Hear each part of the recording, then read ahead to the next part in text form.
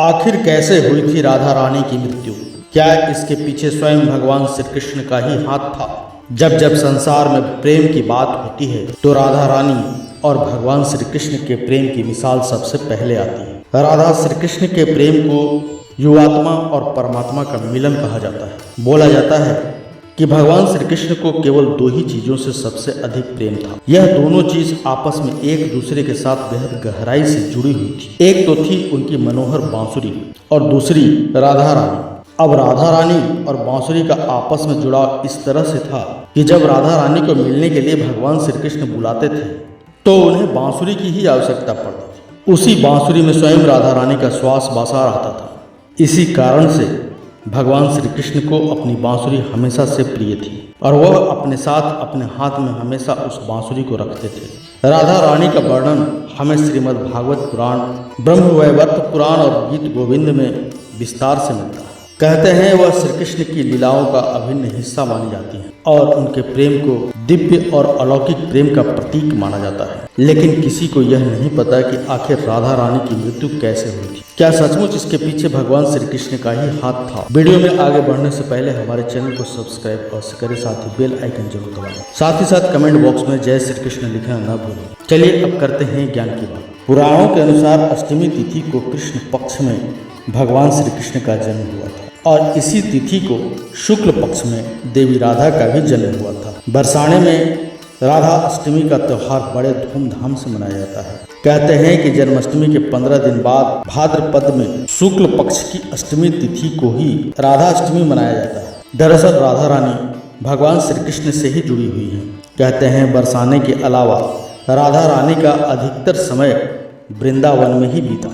राधा ने जब भगवान श्री कृष्ण को देखा था तो वह ऐसे बेसुध हो गई थी। कहते हैं पहली बार उन्होंने श्री कृष्ण को तब देखा था जब उनकी माता यशोदा ने उन्हें ओखल से बांध दिया था। तो कुछ लोग कहते हैं कि पहली बार गोकुल अपने पिता जब वृषभानु जी के साथ वो आई थी तब उन्होंने भगवान श्री कृष्ण को देखा था। कहते हैं भगवान श्री कृष्ण और राधा रानी आपस में विवाह करना चाहते थे, परंतु यशोदा और गर्ग मुनि के समझाने पर यह विवाह नहीं हो सका। फिर भगवान श्री कृष्ण गोकुल वृंदावन को हमेशा के लिए छोड़कर मथुरा चले गए और मथुरा से उसके बाद द्वारका।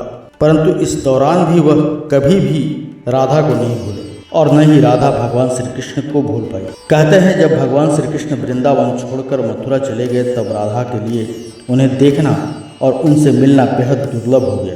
कहते हैं जब भगवान श्री कृष्ण वृंदावन से निकल गए थे तो राधा रानी की जिंदगी ने एक अलग ही मोड़ ले लिया था। राधा की शादी एक यादव से हो गई थी। राधा ने अपने दाम्पत्य जीवन की सारी रस्में निभाई और बूढ़ी हो गई, लेकिन उनका मन तब भी भगवान श्री कृष्ण के लिए समर्पित था।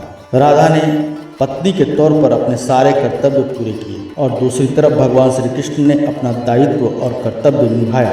कहते हैं कि राधा और कृष्ण दोनों का पुनर्मिलन कुरुक्षेत्र में हुआ था, जहाँ सूर्य ग्रहण के अवसर पर द्वारका से भगवान श्री कृष्ण और वृंदावन से नंद के साथ स्वयं राधा रानी आई थी। राधा सिर्फ भगवान श्री कृष्ण को देखने और उनसे मिलने के लिए ही नंद के साथ आई थी। इसका जिक्र हमारे पुराणों में मिलता है। कहते हैं कि इसके बाद राधा और भगवान श्री कृष्ण की अंतिम मुलाकात द्वारका में हुई थी। सारे कर्तव्यों से मुक्त होने के बाद राधा आखिरी बार अपने प्रियतम भगवान श्री कृष्ण से मिलने आई।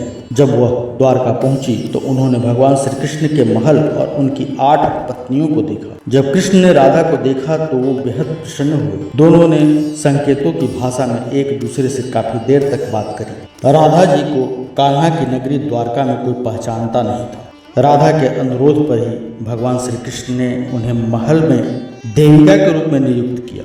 राधा दिन भर महल में रहती और महल से जुड़े सारे कार्य देखती और मौका मिलने पर भगवान श्री कृष्ण के दर्शन कर लेती। मगर धीरे धीरे समय बीता और राधा रानी भी द्वारका को छोड़ने का निश्चय कर लेती है। कहते हैं कि राधा एक जंगल के गांव में ही रहने लगी और धीरे धीरे समय बीता और राधा बिल्कुल अकेली और कमजोर हो गई और ऐसे में वह भगवान श्री कृष्ण की भक्त बनकर उनकी भक्ति में लीन होकर स्वयं द्वारका के पास ही वन में अपना स्थान बनाकर वहीं पर रहने लगी और स्वयं भगवान श्री कृष्ण के नाम का ही जाप किया करती थी। अपने अंतर ध्यान होने के समय की वो प्रतीक्षा करती थी। आखिरकार वह समय आया जब भगवान श्री कृष्ण ने राधा रानी को पुनर्दर्शन दिए। कहते हैं जब भगवान श्री कृष्ण राधा रानी से मिले तो वह राधा रानी की पीड़ा उनकी आंखों में देखते ही समझ गए, और साथ ही यह भी कि राधा रानी उन्हें दोबारा देखकर कितनी प्रसन्न है। उन्होंने राधा रानी से वरदान मांगने के लिए कहा तो उन्होंने बस यही इच्छा जताई कि वह आखिरी बार भगवान श्री कृष्ण की बांसुरी की धुन सुनना चाहती है। फिर क्या, भगवान श्री कृष्ण ने बांसुरी बजानी शुरू की। अंतर्ध्यान होकर भगवान श्री कृष्ण में ही विलीन नहीं हो गई। कृष्ण की बांसुरी की धुन सुनते सुनते राधा रानी ने अपना सांसारिक शरीर त्याग दिया और गोलोक में जा पहुंची, जहां से द्वापर युग के प्रेम लीला की आरंभ हुई थी, वहीं पर खत्म हुई। माना जाता है कि जब राधा रानी सांसारिकता से दूर हुई और अपने दैव्य रूप में गोलोक धाम में स्थित हुई, तब भगवान श्री कृष्ण ने उसी स्थान पर अपनी मनहर बांसुरी भी तोड़ दी और उसके 2 टुकड़े कर उसे अलग अलग दिशाओं में फेंक दिया। दरअसल राधा रानी और बांसुरी का आपस में मिलन था, यह हम आपको पहले ही बता चुके हैं, और बांसुरी में स्वयं राधा रानी के श्वास बसते थे। इसीलिए राधा रानी के जाने के बाद से जब तक भगवान श्री कृष्ण धरती पर रहे तब तक उन्होंने फिर से दोबारा बांसुरी कभी नहीं बजाई। तो दोस्तों, ऐसे ही हुई थी राधा रानी की मृत्यु। अगर आपको हमारी यह खास वीडियो, यह खास जानकारी अच्छी लगे तो इस वीडियो को लाइक करें, हमारे चैनल को सब्सक्राइब करें और ज़्यादा से ज़्यादा शेयर भी करें। साथ ही साथ जन्माष्टमी की आप सभी को हार्दिक शुभकामनाएं। मिलेंगे अगली बार एक नई खास वीडियो के साथ, तब तक के लिए देखते रहिए संस्कृति दुनिया।